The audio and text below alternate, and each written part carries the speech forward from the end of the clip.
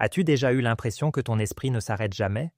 Même quand le monde autour de toi semble immobile, comme s'il y avait un bourdonnement constant de pensées derrière tes yeux, une tempête silencieuse dont tu ne peux t'échapper. Tu te dis de te détendre, d'être simplement présent, mais ton esprit refuse de se reposer. Il vagabonde dans chaque souvenir, dissèque chaque mot, imagine 1000 futurs qui n'arriveront jamais. Même dans le silence, c'est trop bruyant à l'intérieur.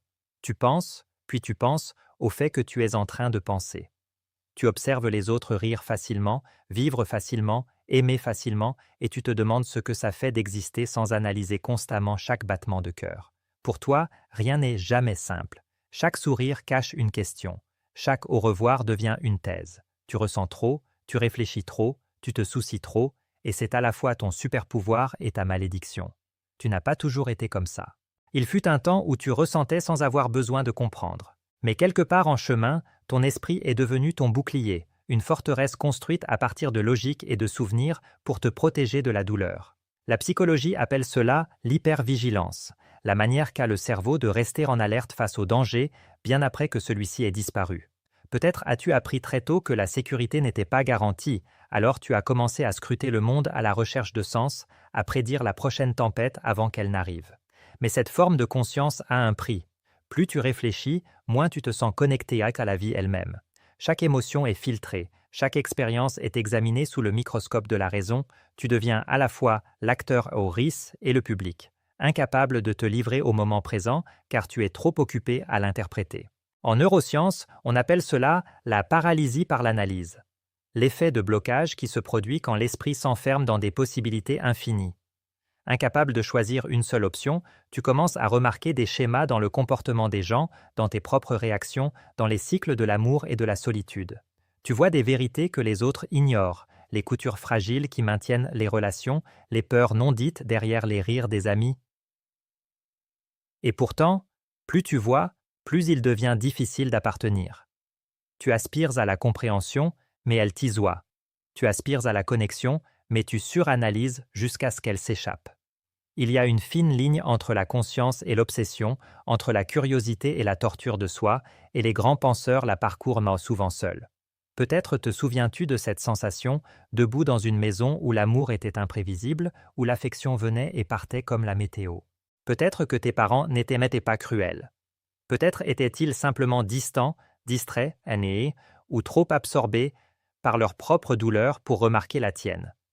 Alors, toi, tu as tout remarqué. Tu es devenu celle qui observait, comprenait et s'adaptait. Celle qui pouvait sentir une dispute avant qu'elle ne commence. Les psychologues appellent cela l'hypervigilance, la stratégie de survie d'un enfant qui apprend que la conscience signifie la sécurité. Le cerveau, encore mou et en formation, s'étire pour prédire les humeurs, les changements de ton, les indices les plus infimes de danger. C'est la naissance de la surréflexion, non pas comme une forme d'intellect, mais comme un instinct. L'esprit devient un radar, scannant constamment le tremblement qui précède la tempête. Tu te dis que tu es simplement curieux, tu te dis que tu es fort, Mais au fond, c'est la peur déguisée en compréhension, un besoin de te sentir en contrôle dans un monde qui ne l'était souvent pas. Tu apprends à trouver des schémas chez les gens, à décoder les visages, à apaiser les autres avant de t'apaiser toi-même. Tu deviens la pacificateur, la petite philosophe, essayant de résoudre le chaos avec de l'empathie. La théorie de l'attachement explique cela avec une précision douloureuse. Quand l'amour sécurisant est absent, le cerveau de l'enfant comble les vides avec du sens.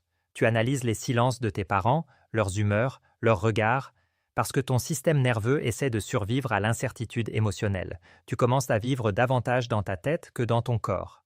Les sentiments deviennent des énigmes, les émotions deviennent des données, et bientôt, la pensée devient ton seul refuge. Mais ce genre de profondeur s'accompagne de solitude. Pendant que les autres enfants jouaient librement, toi, tu construisais déjà des théories sur les raisons pour lesquelles les gens se blessent, partent ou mentent. Tu te sentais plus âgé que ton âge, trop conscient, trop éveillé. Tu portais des émotions trop lourdes pour ton corps, alors tu les rangeais derrière des yeux silencieux. Le monde prenait ton silence pour de la paix. Mais à l'intérieur, ton esprit ne cessait jamais de murmurer des questions. Cet enfant, celle qui remarquait tout, a appris à survivre par la pensée. Mais survivre n'est pas la même chose que vivre. La réflexion est devenue une protection. La conscience est devenue une armure, et même si les années ont passé, cet esprit n'a jamais cessé d'observer, de prédire, d'analyser. Cet enfant grandit, et la capacité qu'il a un jour protégée devient la chose même qui l'isoie. À un moment donné, l'enfant qui observait en silence devient un new adulte, incapable de cesser d'analyser tout. Tu portes ton intellect comme une seconde peau, polie, composée et impénétrable. Les gens admirent à quel point tu comprends les choses en profondeur. Ils viennent te voir pour des conseils, des interprétations, du sens.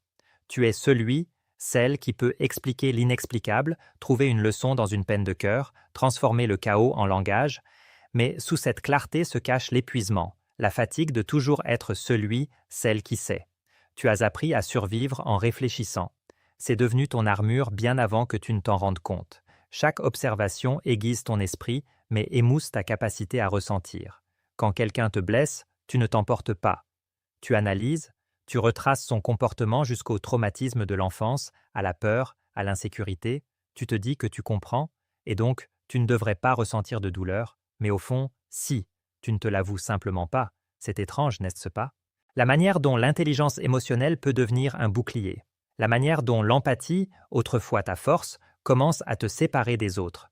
Tu lis si bien les gens que tu commences à prédire leur rejet avant qu'il n'arrive, tu te prépares à la peine de cœur avant que l'amour ne puisse même commencer. Ce n'est pas du cynisme, c'est de l'autodéfense, déguisé en sagesse.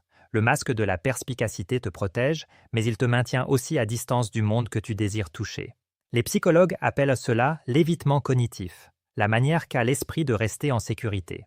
En restant occupé, en analysant, tu évites la vulnérabilité. Tu évites le chaos de simplement ressentir. Les neurosciences montrent que les personnes qui réfléchissent trop ont souvent une activité accrue dans le cortex préfrontal, le centre de la raison du cerveau, et une régulation émotionnelle réduite dans le système limbique. En termes simples, tu réfléchis pour survivre, mais en faisant cela, tu oublies comment vivre. Tu te dis que la connaissance t'apportera la paix, mais la paix n'arrive jamais, car comprendre n'est pas la même chose qu'accepter. Tu peux décrypter les mécanismes de l'amour et te sentir malgré tout mal aimé. Tu peux étudier la nature du bonheur sans jamais en goûter. Le labyrinthe de la pensée te protège de l'imprévisibilité des autres, mais il te verrouille aussi en toi-même. Les psychologues associent souvent cela à un trait appelé l'ouverture à l'expérience, l'une des 5 grandes dimensions de la personnalité. Ceux qui obtiennent un score élevé sur cette échelle sont curieux, imaginatifs et sensibles à la beauté et au sens. Mais cette même ouverture a un coût, la vulnérabilité émotionnelle, parce que les portes de ta perception sont grandes ouvertes. Tout entre, la joie, la douleur, le bruit. Tu ne vois pas simplement le monde, tu sens son poids peser contre ton esprit. Et puis, il y a l'empathie, ce don à double tranchant. Des recherches montrent que les personnes ayant une activité accrue des neurones miroirs intériorisent de souvent les émotions des autres comme si elles étaient les leurs. Tu entres dans une pièce et sens la tension avant que quiconque ne parle. Tu perçois les douleurs non dites, tu ne peux pas t'en empêcher, ton cerveau est programmé pour capter ces signaux. Mais cette sensibilité signifie que ta bande passante émotionnelle est constamment occupée. Tu vis avec un bruit de fond qui ne s'estompe jamais. Certaines études suggèrent même que les grands penseurs oscillent souvent entre 2 états neuronaux, le réseau analytique et le réseau empathique, des systèmes qui coexistent rarement facilement. Quand l'un s'active, l'autre résiste. Alors tu oscilles entre la raison et l'émotion, l'analyse et l'empathie, la logique et la sensibilité. C'est une bataille intérieure dans ta propre tête, un chaos élégant que toi seul peux ressentir. Il y a de la beauté dans cette complexité. C'est ce qui donne naissance à l'art, à la philosophie, à la conscience de soi. Mais il y a aussi du danger, car quand les mêmes circuits qui créent du sens amplifient aussi la douleur, tu commences à te noyer dans ta propre profondeur. Tu commences à confondre la réflexion avec le contrôle et la rumination avec la clarté. Le cerveau qui ne s'arrête jamais peut voir des vérités que les autres manquent, mais il peut aussi t'y piéger. Chaque idée devient une porte vers une autre. Chaque conclusion s'effondre en une nouvelle question. Tu commences à te demander si ton intelligence est un don ou un piège. Tu vois du sens partout, mais la paix nulle part. Il y a une raison à cette tourmente. Le cerveau humain n'a jamais été conçu pour supporter une conscience infinie. La science cognitive suggère que la suractivité dans le réseau du mode par défaut, le même système qui alimente l'introspection, peut brouiller la ligne entre créativité et rumination. Tu n'interroges pas simplement la vie, tu la soumets à un interrogatoire, tu remets en question le but de l'amour, l'équité de la souffrance, la nature même de l'existence. C'est à la fois magnifique et insupportable. Tu te sens déconnecté des autres parce que ton esprit vit à plusieurs niveaux sous la surface. Les conversations te semblent superficielles, les rires temporaires et les connexions conditionnelles. Tu envies ceux qui vivent sans avoir besoin de tout comprendre. Pour eux, le monde est simplement. Pour toi, le monde doit toujours avoir un sens, et en cherchant ce sens, tu commences à perdre le contact avec la vie elle-même. Le philosophe Nietzsche a un jour averti que si tu fixes trop longtemps l'abîme te fixe en retour. Tu commences à sentir cette tranquille terreur d'être piégé dans ta propre profondeur.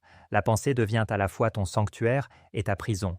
Tu commences à voir ton reflet partout, dans les yeux des gens, dans les mots qui passent, dans les heures sans sommeil. Le miroir ne cesse jamais de refléter, mais il ne révèle jamais la paix. Ce n'est pas de la folie, c'est de la sensibilité tournée vers l'intérieur, de l'intellect poussé à son point de rupture. Tu ne peux pas t'arrêter de penser, non pas parce que tu aimes le savoir, mais parce que tu crains ce que le silence pourrait révéler. Tu crains que, sans penser, tu doives enfin ressentir. Et pourtant, même cette tourmente n'est pas née dans l'isolement. Elle est façonnée par le monde dans lequel nous vivons. As-tu déjà eu l'impression d'être né, ou à la mauvaise époque, comme si ton esprit parlait une langue plus lente, plus silencieuse, que le monde ne comprend plus? Tu regardes autour de toi et vois des gens bouger vite, parler fort, faire défiler sans fin, leurs yeux scintillant comme des écrans, leur cœur courant après la prochaine distraction. Tout est urgent, tout est instantané, et pourtant, rien ne semble réel. À l'ère du numérique, l'attention a été entraînée comme un muscle qui maintenant tressaille à chaque notification. Même tes pensées rivalisent avec le bourdonnement des algorithmes qui murmurent ce que tu devrais vouloir, qui tu devrais être et à quelle vitesse tu devrais bouger. Le résultat? Une suffocation silencieuse, non pas du corps, mais de l'esprit. Les psychologues appellent cela la surcharge cognitive, l'épuisement d'un cerveau constamment surstimulé mais rarement nourri. Des études montrent que la durée de l'attention a chuté de manière spectaculaire au cours des 2 dernières décennies. Non pas parce que nous sommes devenus moins intelligents, mais parce que nous sommes devenus plus fragmentés. Notre bande passante mentale est divisée en morceaux, chacun courant après la nouveauté plutôt que la compréhension. Pour un grand penseur, cette fragmentation ressemble à un exil spirituel. Tu vois la complexité du monde, sa beauté et sa douleur, mais la culture autour de toi ne veut que des slogans et des certitudes. Tu commences à cacher ta profondeur parce qu'elle met les autres mal à l'aise. Tu adoucis tes opinions, tu dilues tes pensées, tu ris à des blagues qui ne t'amusent pas, juste pour paraître normalé dans une culture qui confond l'apathie avec la maturité. Mais sous ce masque, quelque chose te fait mal. Tu aspires à de vraies connexions, à de vrais dialogues, à de vrais moments de calme. Pourtant, quand tu essaies de parler le langage de l'introspection, il te revient en écho, inentendu. Et pourtant, tu refuses de devenir creuse, car penser profondément à l'ère de la distraction n'est pas seulement rare, c'est révolutionnaire. Ralentir est un acte de défi. Ressentir profondément, c'est résister à la désensibilisation. Remettre tout en question, c'est reprendre ton esprit des mains de la machinerie de la conformité de masse. Tu es la rebelle silencieuse, ne combattant pas avec du bruit, mais avec la conscience. Mais même les rebelles s'épuisent, car le coup de voir profondément, c'est de ressentir profondément. Et quand le monde continue d'accélérer, ton esprit, si lourd de sens, commence à prendre du retard. Il y a une étrange forme de fatigue qui vient du fait de tout ressentir. Tu ne t'effondres pas à cause de la course ou du travail. Tu t'effondres à cause de la réflexion, de l'attachement trop profond, de la perception de schémas que les autres ne voient pas et du port de signification que personne d'autre ne ressent. C'est la fatigue qui vient non pas de l'action, mais de la perception. Ton esprit devient lourd non pas de bruit, mais de compréhension. Tu marches dans la vie avec des yeux qui ne cessent jamais de remarquer. Le couple qui se dispute discrètement au café, la caissière forçant un sourire qui n'atteint pas ses yeux, l'ami qui dit « Je vais bien ?» d'une voix qui tremble légèrement. Tu captes tout, tu l'absorbes, et pendant que les autres passent à autre chose, toi, tu portes ces fragments chez toi. Ils restent avec toi, résonnant dans ton esprit comme des phrases inachevées. C'est le prix caché de la conscience. Chaque vérité que tu vois s'installe en toi. Les psychologues appellent cela la fatigue empathique, l'épuisement émotionnel qui vient d'une sensibilité prolongée.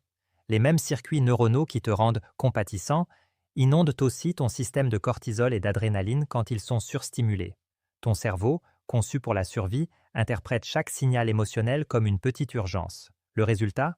Un stress invisible, un tremblement intérieur que tu ne parviens pas tout à fait à nommer. Tu souris, tu fonctionnes, mais à l'intérieur, tu as l'impression de toujours te préparer à quelque chose. C'est ce qui arrive quand la conscience devient trop éveillée. Tu commences à te sentir responsable de tout, de la douleur du monde, de la fragilité des relations, même de ton propre incapacité à rester indifférent. Ton empathie qui voulait être une lumière commence à te consumer. Tu veux t'impliquer, mais tu es fatigué de t'impliquer. Tu veux aimer, mais l'amour ressemble à soulever une montagne. Tu veux te reposer, mais ton esprit refuse de s'assombrir.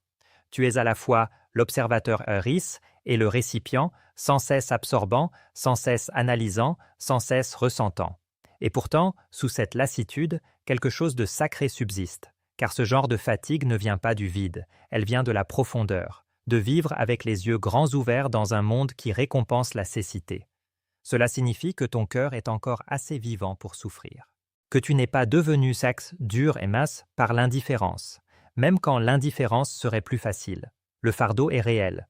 L'incapacité à éteindre l'esprit peut brouiller la ligne entre sagesse et chagrin.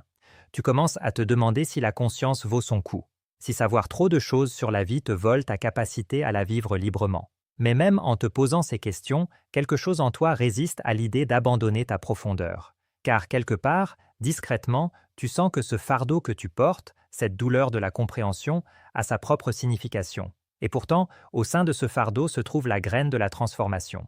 Si l'on apprend non pas à faire taire sa profondeur, mais à vivre avec elle différemment, il vient un moment où tu réalises que tu ne peux pas tout résoudre par la réflexion.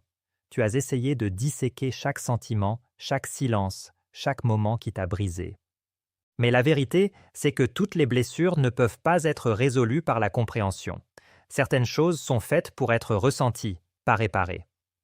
La guérison d'un grandiose penseur ne vient pas de plus de réflexion.